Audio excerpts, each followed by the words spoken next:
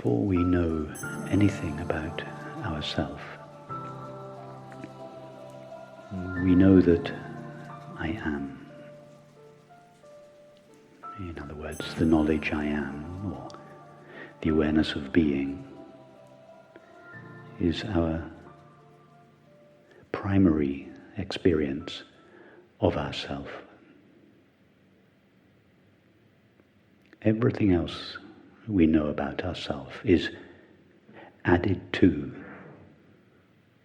this fundamental awareness of being. The knowledge I am, or the awareness of being, is the ever-present, unchanging aspect of ourself. Everything else we know about ourselves is a temporary qualification of our ever-present, unchanging being. This mixture of our ever-present, unchanging being with the temporary qualities of experience makes for the person, the separate self that we feel ourselves to be. Everybody feels that they are always changing, and yet at the same time they are essentially always the same person. The reason we feel we are always the same person, that we are the same person now as we were yesterday or last year or 10 years ago, or when we were a 3-year-old child, is because we are always the same being. The reason we feel we're always changing is because we have allowed our being to become mixed with the changing qualities of experience.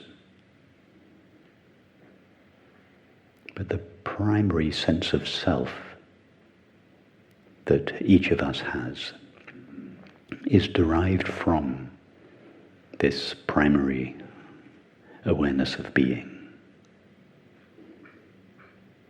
Everybody is aware of their being all the time. Not just those of us that are interested in these matters, but all 8 billion of us.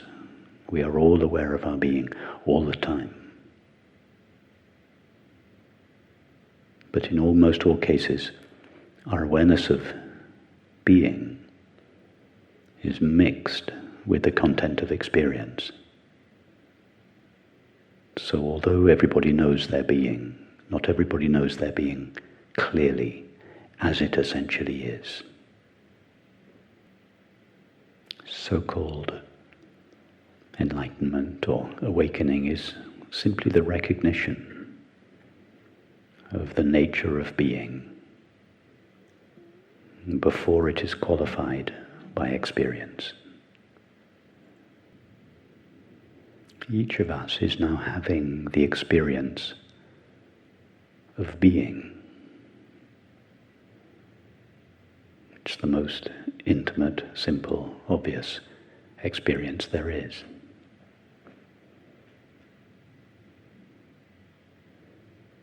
Although we may have overlooked it due to our fascination with the content of experience. Just bring your awareness back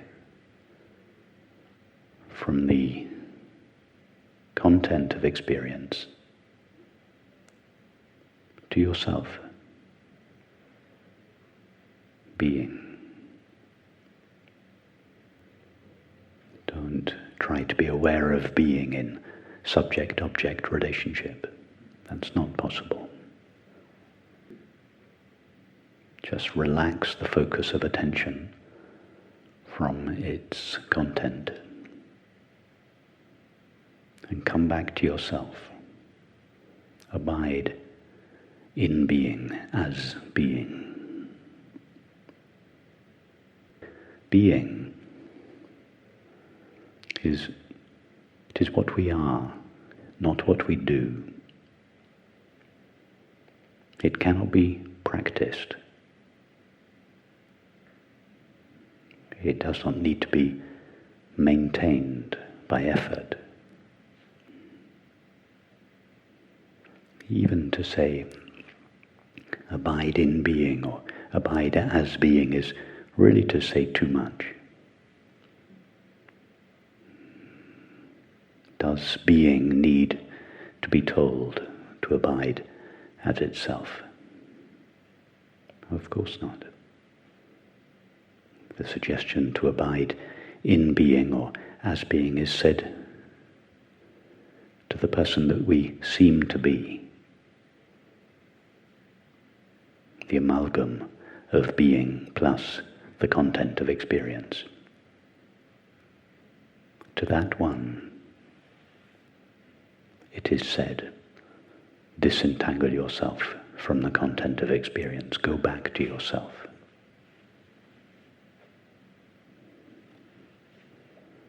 So even the suggestion, abide in being or abide as being, is a concession, albeit a very subtle one, to the separate self that we seem to be. The being that we essentially are needs no such suggestion. It is already being itself eternally.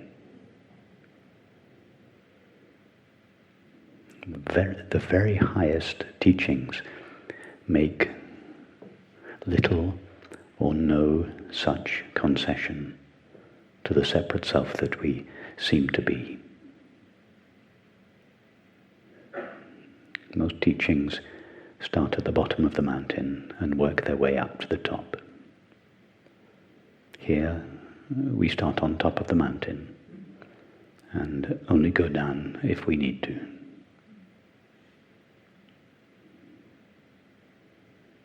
And on top of the mountain, it is silent. On top of the mountain, there is just the shining of being, all alone, pristine, immaculate, indivisible, ageless, birthless, deathless. The white radiance of eternity, not yet colored by the content of experience.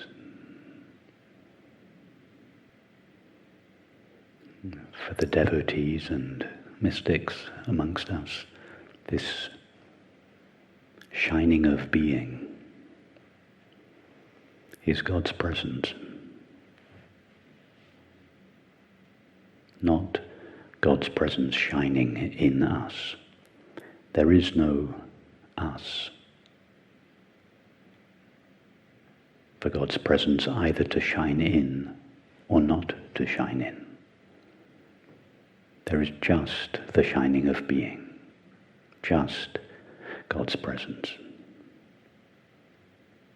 Sometimes clothed in human experience and seeming, as a result, to become a human being, but never actually becoming so, never ceasing to be the pure shining of being.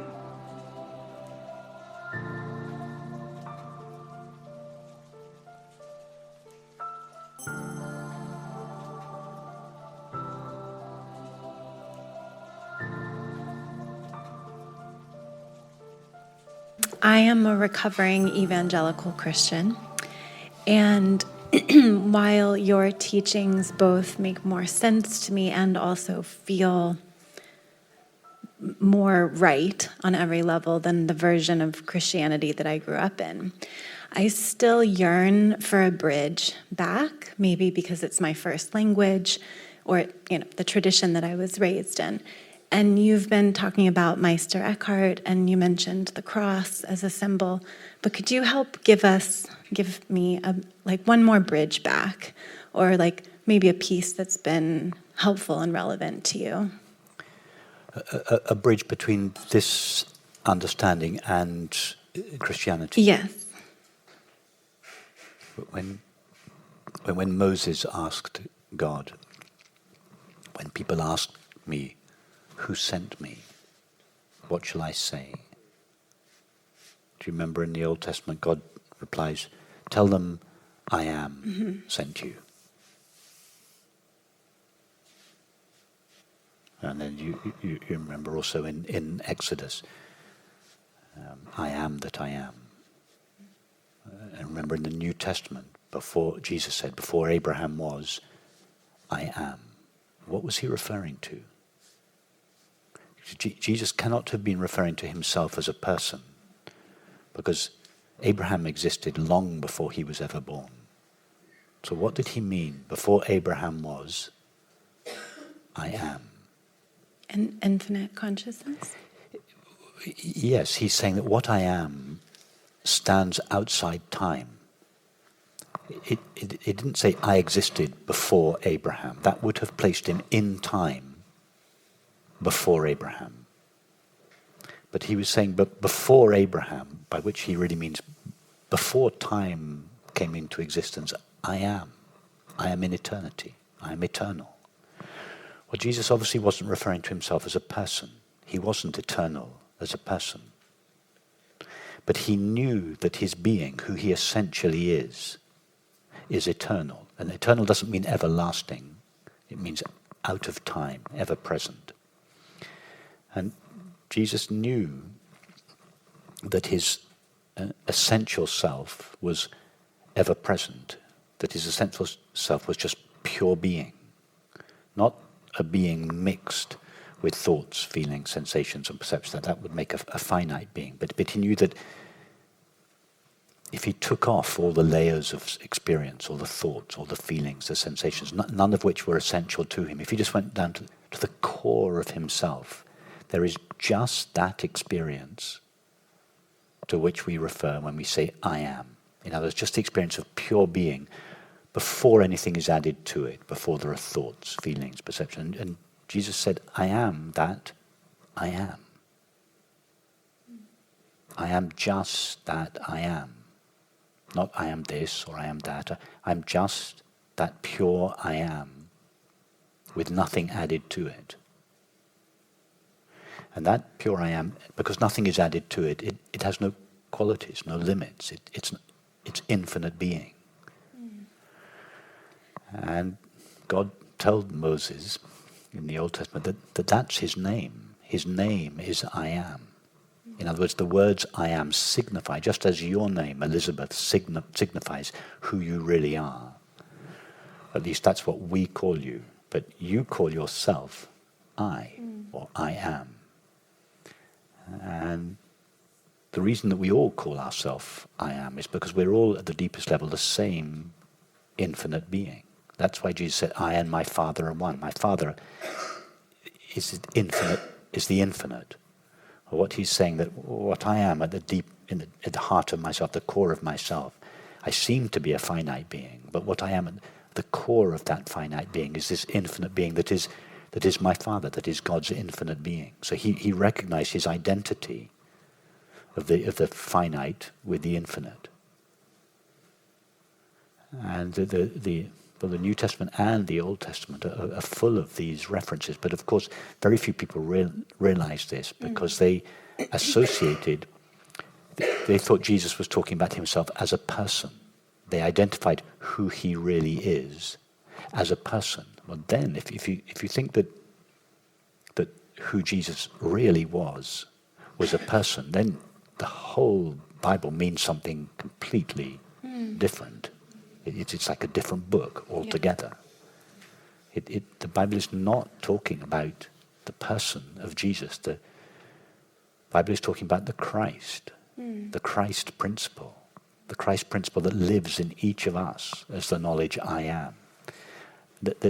And that is our direct contact, our direct access with God, unmediated through the priesthood, or each of us has direct access with God's infinite being through the knowledge I am. In fact, the knowledge I am is God's presence shining in us, as us.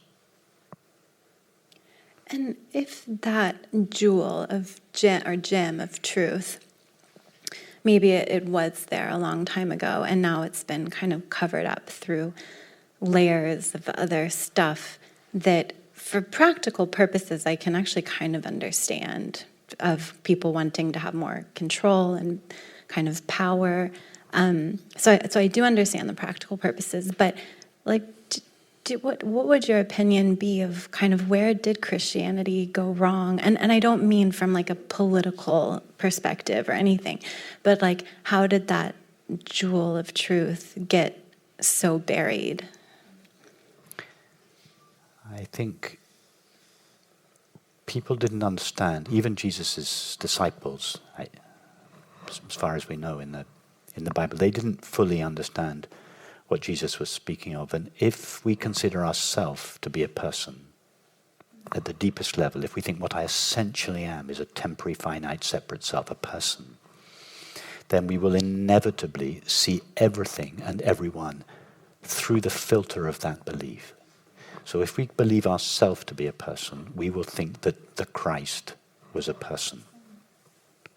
So for anyone that has the deep belief of themselves as a person, they will inevitably consider Jesus to be a person. And if you think that Jesus is the person, then Jesus is the Savior, then that means that all the other great sages in all the other great traditions were wrong. So hence the conflicts and everything begin. But it all stems from the misunderstanding of what we truly are. If we understand what we truly are, then it becomes obvious who Jesus really was, or the Christ principle really is, and we completely reinterpret. You can read the Gospels and much of the Old Testament again with this new understanding, and it's like reading a different book. Yeah. But you have to remember, of course, that Jesus was not speaking to as sophisticated a group of people as we are here. So couldn't explain things, and nor did he live in such a rational age. So he used parables and stories rather than these clinical lines of higher reasoning that we use here. We're much more rational.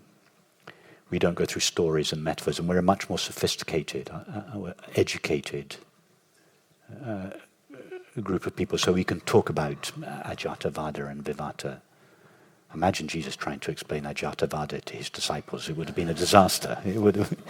So, in his day, he had to tailor his understanding to the people he was talking to. Now we can be really direct. I really appreciate that. I think. And just one other thing to say. We're also we don't get crucified for saying these things. So we can speak very freely about them. That's just a little detail that.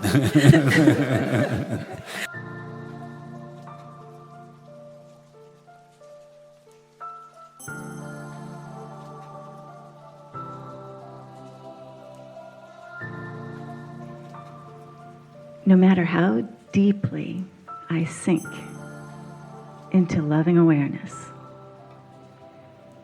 I still find sensing there. Hearing doesn't go away. Seeing doesn't go away. Sensing doesn't go away. There's no hearing something, but there's sensing, hearing, seeing. And that pure sensing is the avenue to integrate into everyday experience. And that has been a lot of what's kind of opened for me over the last few months in particular, largely thanks to your guidance. And I should say, too, I'm so grateful to you, too, for constantly impressing on all of us that we have to trust our direct experience rather than the teaching or the teacher. And I do. So, do you have a response? It's not necessary for sensing and perceiving to go away. All that's necessary, and you're obviously doing this already, is to understand and experience that they are suffused with being. When we say, I am lonely,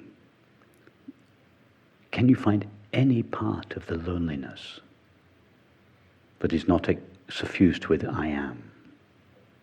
No.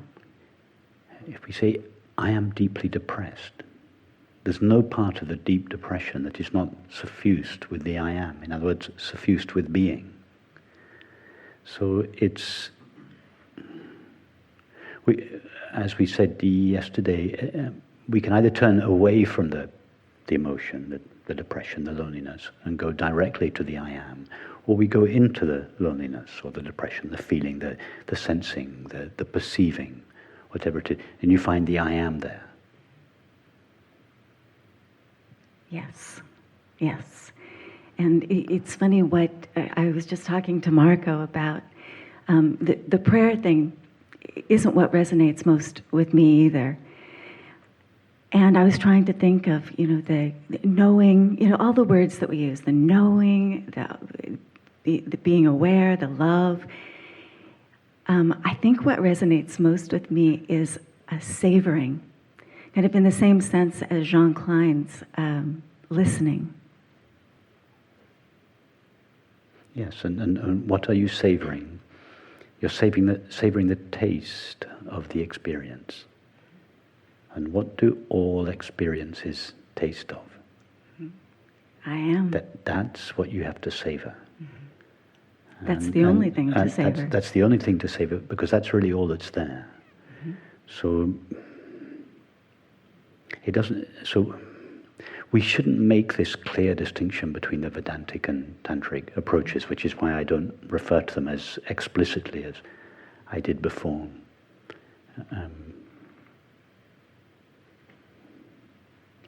I guess I have a fear that there is a kind of dualism that can slip in very easily when we separate the naked being of God from all the vestments.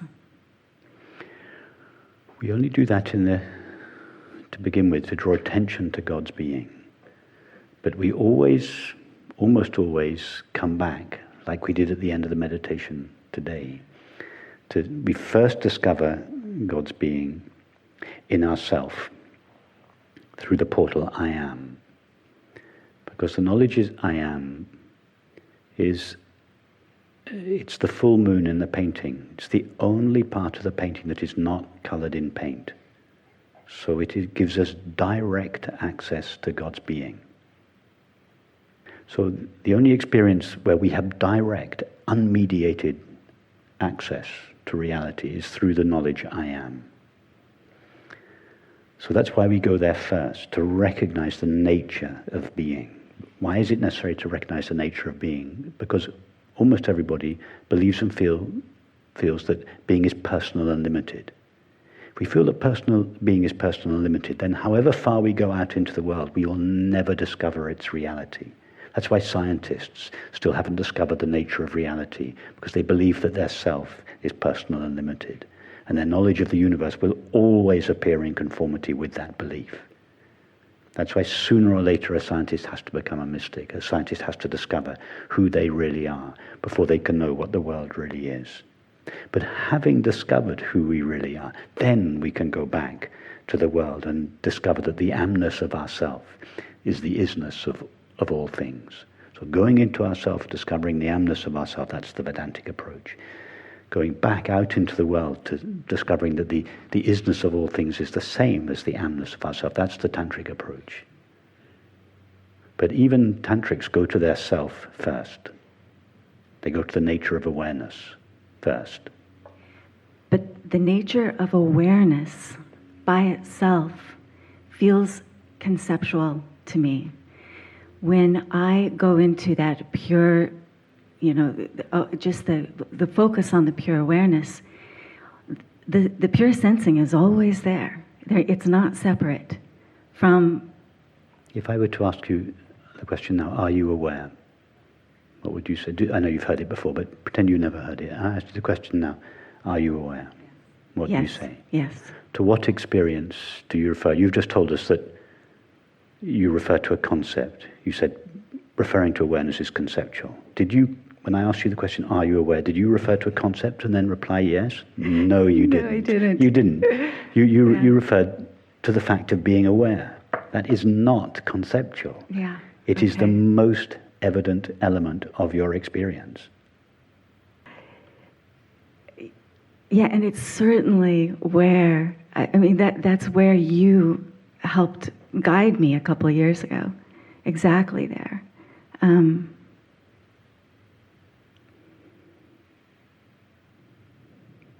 To take the experience of sensing. If you don't like going to pure awareness, take the experience of sensing now. You are sensing now your legs on the chair, your hand on the mic, the temperature of the air on your skin.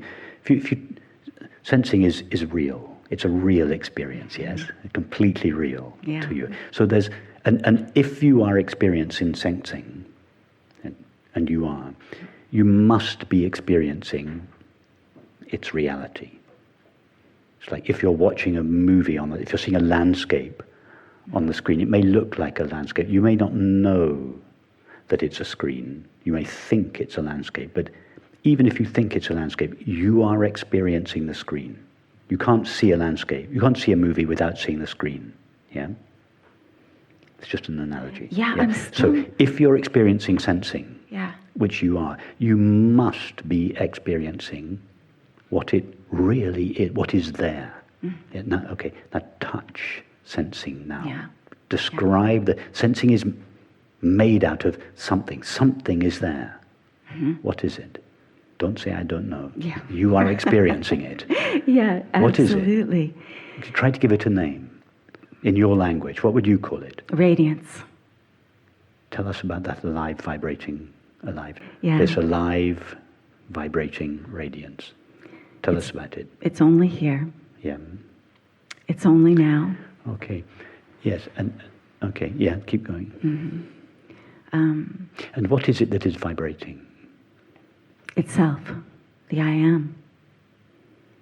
Okay, there you are. You've gone back to the I am. You're saying that alive, vibrating radiance, if it's vibrating, there's something there that is vibrating. When a guitar string vibrates, it's the guitar string that's vibrating. When the surface of the lake shimmers, it's the water that is shimmering. So when you say this alive, vibrating radiance, you haven't gone all the way back yet. What is it that is vibrating? You went there. You said the I am. That's it. You suddenly became a Vedantin. Try to forget, and I'm sorry, I know I'm just reinforcing it. Try to forget the distinction between the Vedantic and Tantric approaches. They're just pedagogical tools that are valid. But at some stage, the closer we get to reality, the less distinction there is between these two approaches. They're the same. Just as the three paths, the path of knowledge, the path of devotion, and the path of, let's call it the path of perception or the path of beauty, that correspond to the three faculties of thinking, feeling, and perceiving. They're the same path.